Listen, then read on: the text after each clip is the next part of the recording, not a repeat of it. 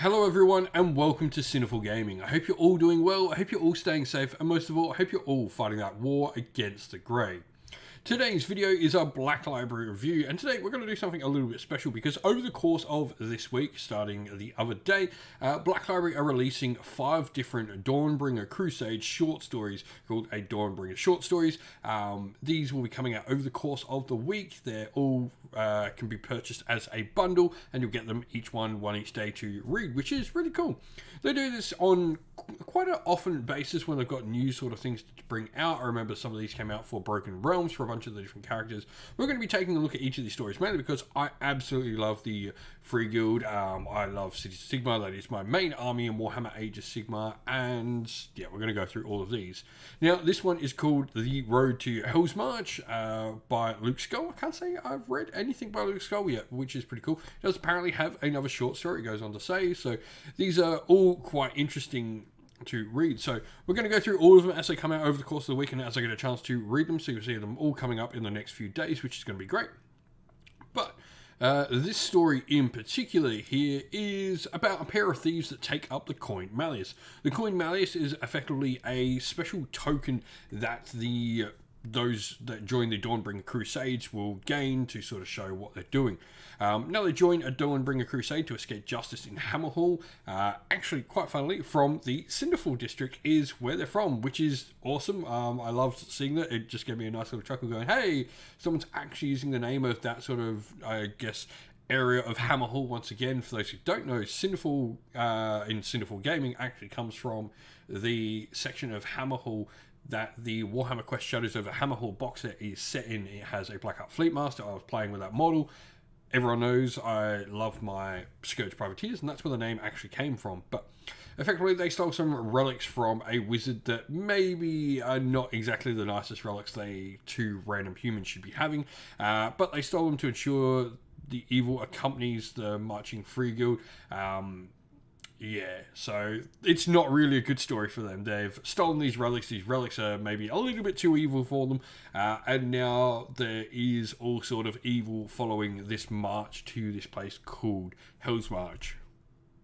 And so the story's purpose, like many stories that will be coming out in this short little mini-series by Black Library, they all have one sort of main purpose at heart, and that is to show us the people of a Dawnbringer Crusade and why those various people would join a Dawnbringer Crusade.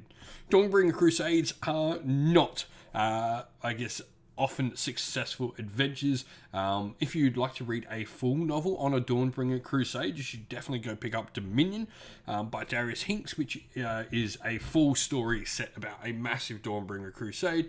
But for me, it is a really nice look at, the average Joes of the Mortal Realms. These are your average dregs, your average human. Some of them are seeking a better life. Some of them, like in this story, are trying to escape things that they've done. If you join a Dawnbringer Crusade and set out, you are completely absolved of all past sins. You can generally get a pardon on absolutely everything for going and being one of the members of a Dawnbringer Crusade. This one in particular as well looks at, the power of these artifacts that might in other people's hands be quite simplistic artifacts, but obviously in the average human's other hands, an artifact that, is a trinket to, say, a Chaos Warrior or a Stormcast Eternal or an Elf is quite a potent and powerful thing. These are just regular humans, which is why I love this faction so much. And so our main characters of this story, first of all, are Darian Cage, who is probably the lead of the two, if I had to pick one out of these two. But you also have Asher Darkeyes.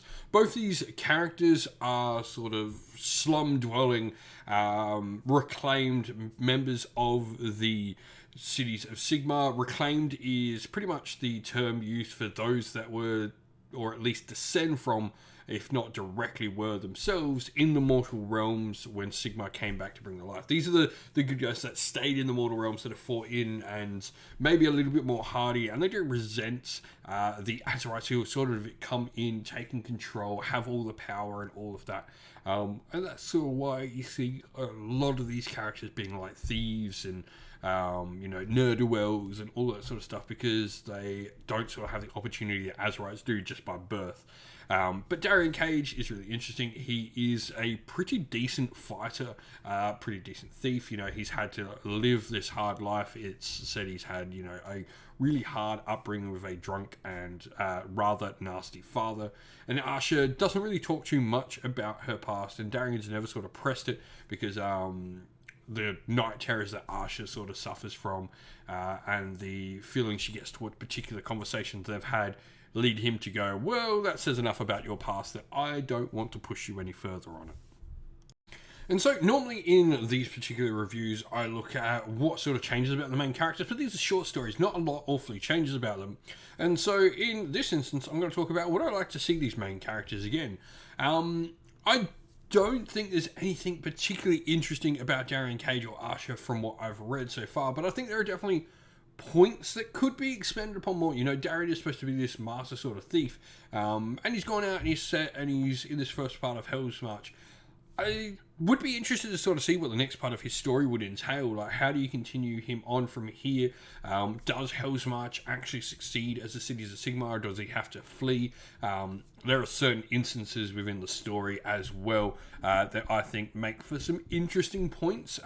He is trying to regain some honor and regain some, I guess, what you would call it, some favor from Sigmar in the end by some of the things that happen within the story.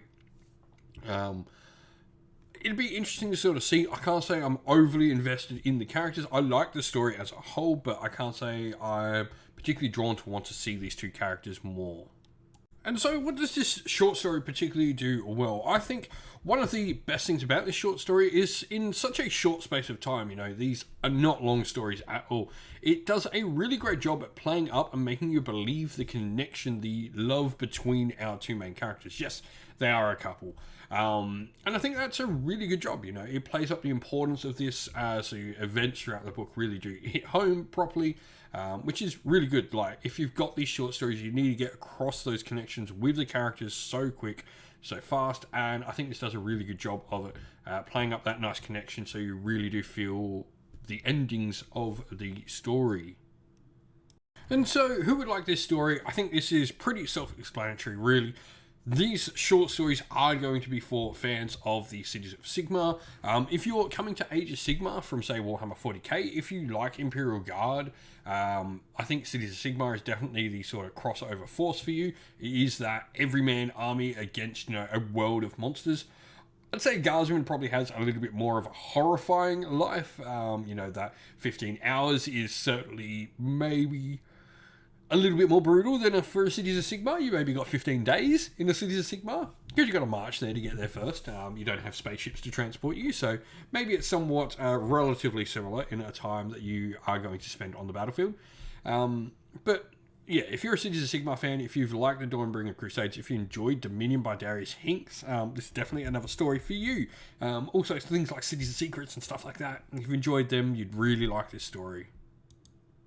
And so, in summary, like, this is a strongly woven, sort of character-connected story. I think the characters in it are strong within the story itself. They make for a fun and entertaining story through the characters.